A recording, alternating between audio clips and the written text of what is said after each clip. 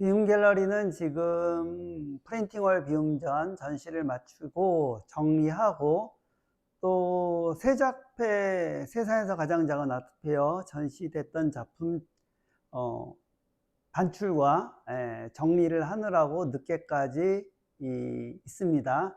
그리고 또 여의도 전시 준비하느라고 또 확인하는 것도 있고, 일부 이제 아트 액자 주문을 하신 분이 있어서 또 이미지 확인하는 것도 있고, 오늘은 좀 일이 여러 가지로 많았습니다. 네. 도저히 혼자서는 할 수 없는 일인 것 같은데 그냥 혼자서 꾸역꾸역 하고 있습니다. 네. 안녕하세요. 그림 파는 남자 김상균입니다. 오늘은 6월 9일 월요일입니다. 오늘은 휴관일이고 또 작품 설치일인데, 오늘 내일 아침 일찍 작품을 설치하기로 하고 오늘은 계속 작품 정리를 하고 있습니다. 갤러리 벽도 정리를 하고 여러 가지로 많은 일들을 하고 있습니다. 그래서 오늘은 또 철수하시는 작가님들이 오셔서 일부 작품 정리를 도와주셔서 조금 수월하게 진행되는 것도 없지 않아 있었는데, 이제 N미술관 나가는 작품 리스트도 만들어야 되고 일부 작품 변경도 있고 해서 작품 리스트 정리하는데도 어느 정도 시간이 걸릴 것 같습니다. 서둘러서 정리하고 또 여러 군데 홍보할 수 있도록 그렇게 해야 되겠습니다. N미술관 전시는 3주 동안 진행되기 때문에 3번의 주말이 있어서 열심히 어떻게든 보여질 수 있는 기회가 좀 더 많지 않을까 그렇게 기대하고 있습니다. 그리고 제 8회 세상에서 가장 작은 아트페어 비움 갤러리 전시 공모는 내일 화요일까지입니다. 내일 화요일까지고, 내일까지 접수 들어온 작품들, 작가님들과 이 전시 가능성이라든가 작품의 그런 어울리는 거, 균형, 조화 이런 것들을 우선적으로 봅니다. 그리고 제 8회 비움 갤러리에서 하는 세상에서 가장 작은 아트페어는 태흥 갤러리 전시가 7회, 태흥 갤러리 전시가 6회 태흥 갤러리 전시가 전주에 끝나기 때문에 일부 작품이 들어와서 함께 전시할 수도 있을 것 같습니다.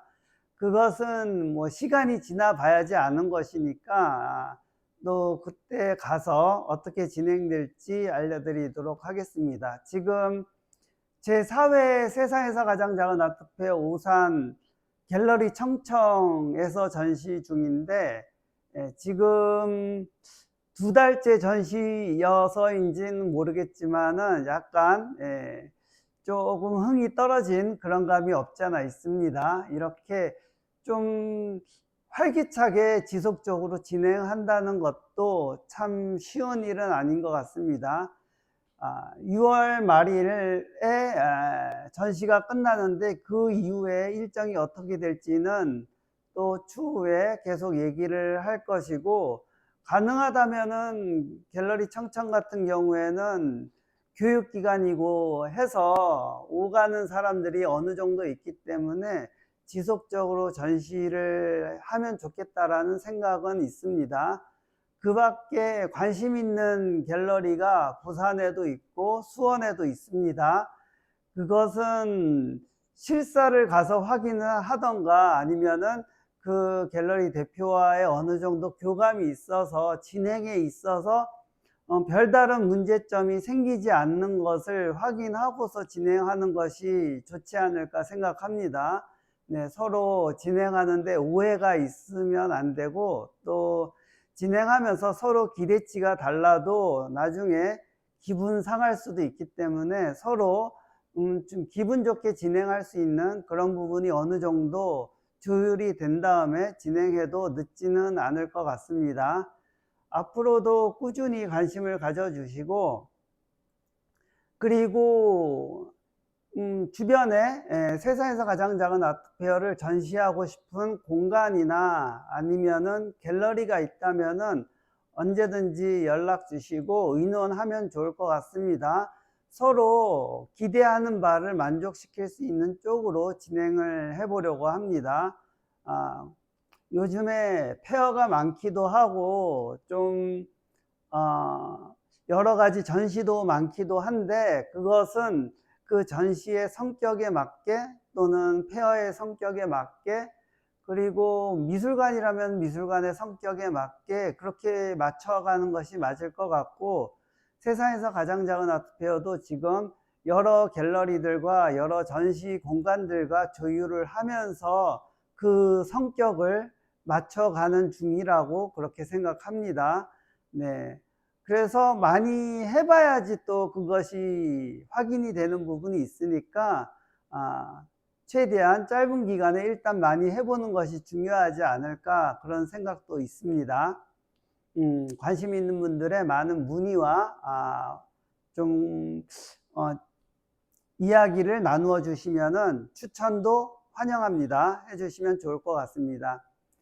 어느 갤러리를 방문했을 때 단체전에 한 작가님이, 제가 뭐 주변에서 많은 갤러리 대표들이나 큐레이터들은 그런 얘기를 합니다.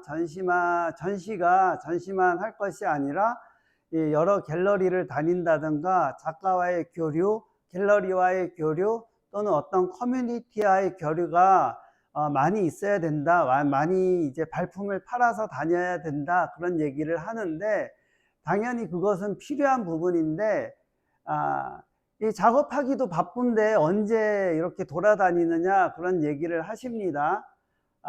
근데 작업은 이 별도이고, 작가의 활동은 이렇게 다니면서 교류하는 것도 작가의 활동이기 때문에 그것은 뭐 어떻게 보면 좀 더 많이 필요한 부분이 아닐까, 그렇게 생각을 합니다. 그러면 작업을 언제 하냐면은, 뭐 남들 안 돌아다닐 때 한밤중에 하던가, 아니면은 어느 정도의 만족할 만한 작품의 수가 나올 때까지는 꼼짝 않고 작업을 해서 쌓아둘 필요가 있다는 것입니다.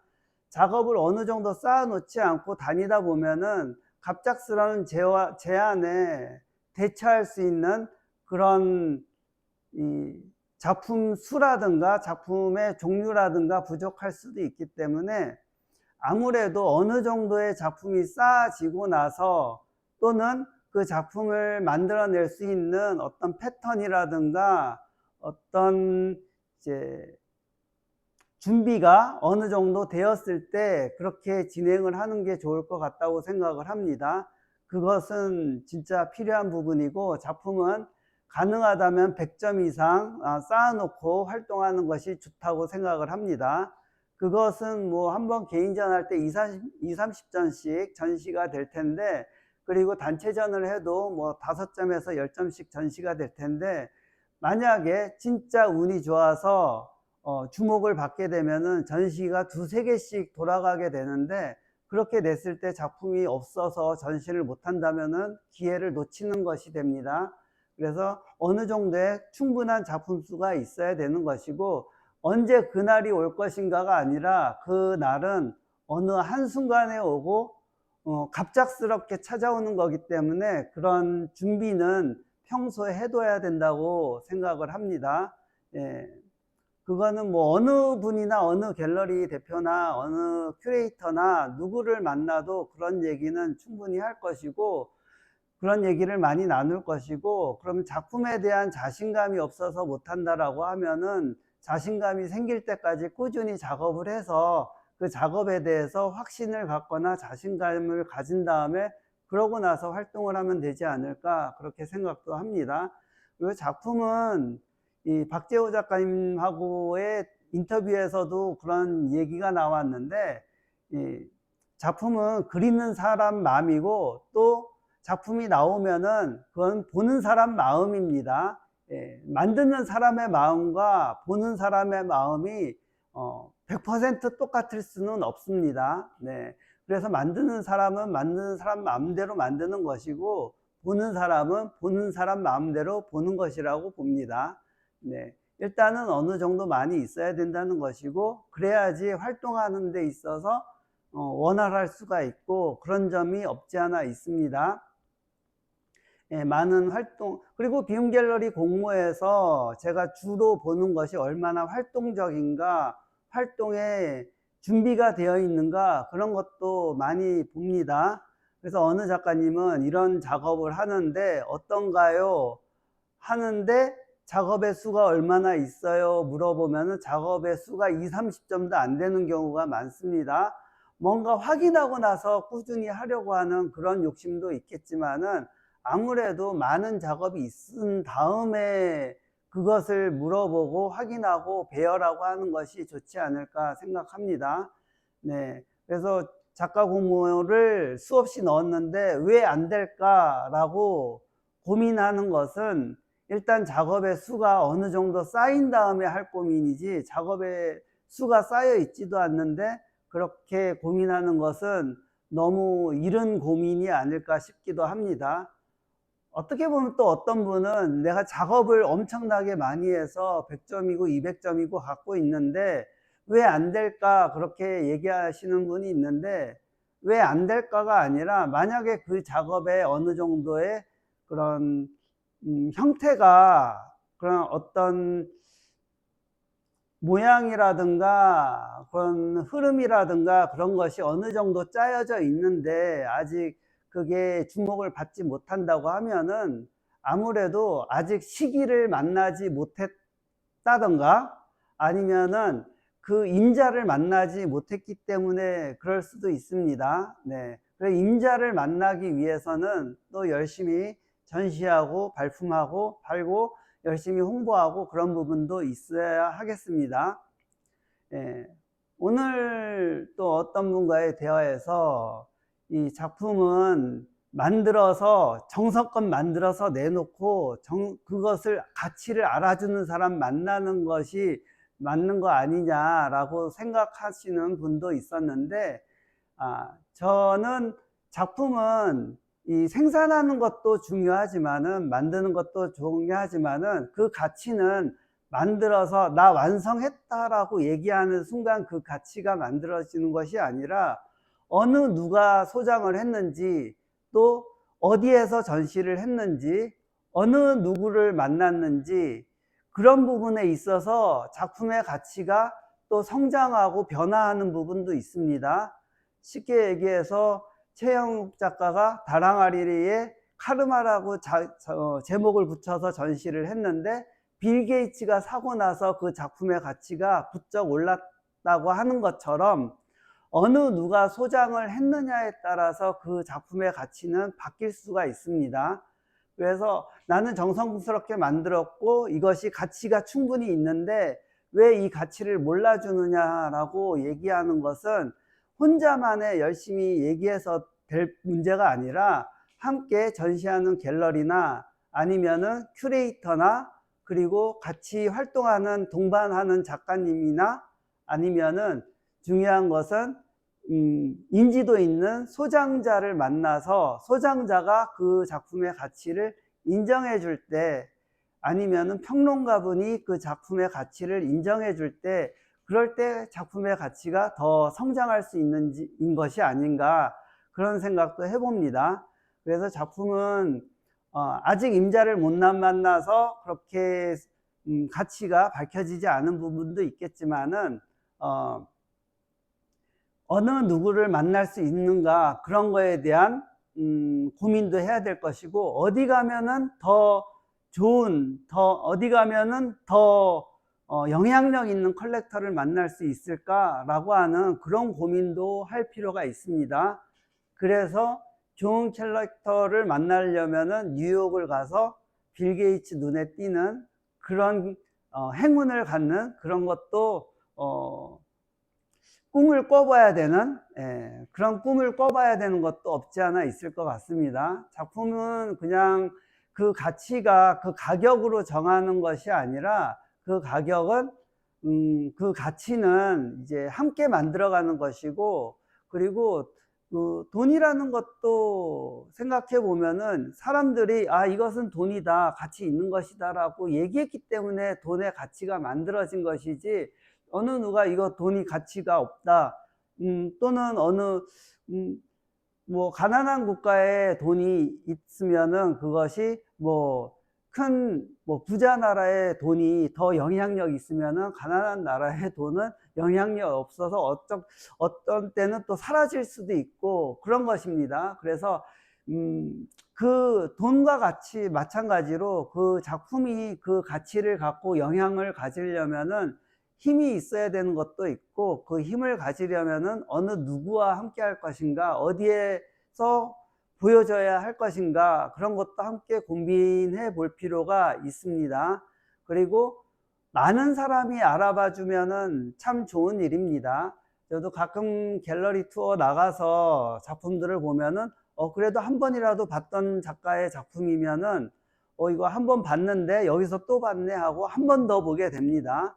네. 그래서 자꾸 보이면은 한 번 더 보이는 것이 아니라 두 번, 세 번 더 보게 될 수 있는 것입니다. 그래서 자꾸 선보이고 보이고 그런 부분이 필요하다고 생각합니다.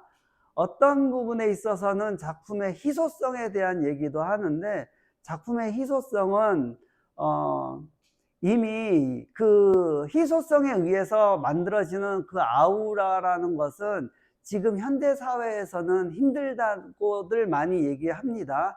그래서 현대 사회에서는 작품의 희소성이나 아우라를 찾는 것보다는 어떻게 동시대에 맞춰서 함께 어울리고 함께 보여지면서 많이 친해지고, 그러면서 그것을 함께 공론화해서 얘기할 수 있는 기회를 만드는 것이 어떻게 하면 만들 수 있을까, 그런 이야기를 하는 것도 필요하지 않을까, 그렇게 생각합니다. 네. 오늘은 좀 늦은 시간인데 하다 보니까 계속 늦어져 가지고 지금 이 시간까지 냈습니다. 아직까지 이제 여러 가지 프린트해야 할 거라든가, 이제 뭐 작품 리스트 만들 거라든가 이런 것들이 아직 많은데, 또 내일 오전에는 작품 설치도 해야 되고, 오후에는 오프닝도 해야 되고, 뭐 작품 리스트 공개는 이미 블로그나 이쪽에 했기 때문에 이거는 내일 아침에 메일 보내는 작업이라든가 문자 보내는 작업만 하면 될 것 같고, 뭐 아무튼 혼자서지만은 그냥 되는 대로 하고 있습니다. 네. 그래서 혹시라도 놓쳐서 좀 건너뛰는 경우도 있는데, 예를 들어서 메일 보내는 거는 제가 2달 동안 깜빡하고 보내지를 못했습니다.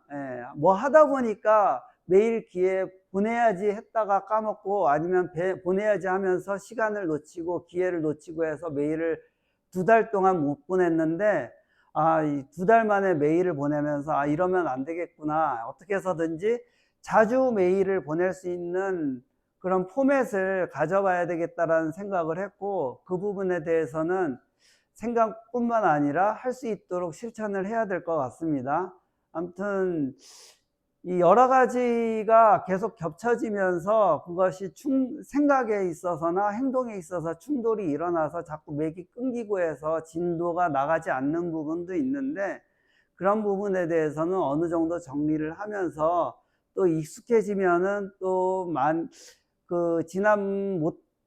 속도가 늦어져서 지체돼서 못했던 것들도 속도감 있게 할 수 있지 않을까 생각하면서, 오늘은 여러 가지 일을 하면서 그런 생각을 해보았습니다. 네. 그리고 뭐 꾸준히 이렇게 인스타그램이나 유튜브에서 얼굴을 보아주시는 분들이 있어서 인사해 주셔서 매우 감사하고, 또 한편으로는 숏도 만들어서 계속 꾸준히 올려야 되는데, 지금 유튜브 같은 경우에는 계속 영상을 그냥 올리는 방식을 하고 있기 때문에 숏 만들지를 못하고 있습니다. 그것도 언제나 기회가 되면은 숏도 부지런히 만들어 볼 수 있도록 하겠습니다. 다행인 거는 유튜브가 이 자막 기능이라는 것이 예전보다 훨씬 더 좋아져 가지고 이렇게 일부러 제가 자막을 찾아서 만들어서 확인하고 그러지 않더라도 자막이 그나마 어느 정도 인식이 비슷하게 돼서 다행이라고 생각을 합니다. 네. 그래서, 뭐 제가 하는 얘기의 내용을 한 번에 다 알아볼 수는 없더라도, 예, 드문드문, 군데군데 보다 보면은 또 이제 알아갈 수 있지 않을까 그렇게 생각하고, 제가 하는 얘기라는 거는 여태까지 2018년 6월에 비움 갤러리 개관하고 나서, 그 다음 해부터인가 유튜브를 꾸준히 했던 것 같은데, 예, 하면서 한 말이 거의 비슷합니다. 거의 비슷하고, 단지 좀 더 나아지는 거는 그동안에 제가 또 이제 여러 가지 채널을 보면서 알아가는 것들도 있고, 또 작가님들과 이야기를 하면서 거기에 대해서 좀 더 재밌고 아니면 좀 더 몰랐던 얘기들을 듣고 알고 그런 것들이 있기 때문에 그거에 대해서 조금씩 추가되는 얘기는 있을 수 있지만은 기본적으로 제가 가진 생각이라든가 이런 것은 크게 변하지 않는 것 같습니다. 제가 가끔 가다가 갤러리 초창기 때 다른 신문사라든가 인터넷 매체에서 인터뷰했던 영상을 보게 되면은 그때나 지금이나 내가 하는 얘기가 크게 다른 게 없구나. 그나마 다행이다. 그런 생각을 하고 있습니다. 네. 아무튼 뭐 인터뷰 내용에 대해서 궁금하시다면은 비움 갤러리 유튜브 채널에 보면은 제 유튜브 인터뷰 영상이 한 3, 4개 정도 있는데 모두 들으면 재밌습니다. 한번 보아주시면 좋겠습니다. 네. 오늘도 일상이 예술 같은 하루 되시기 바랍니다. 감사합니다.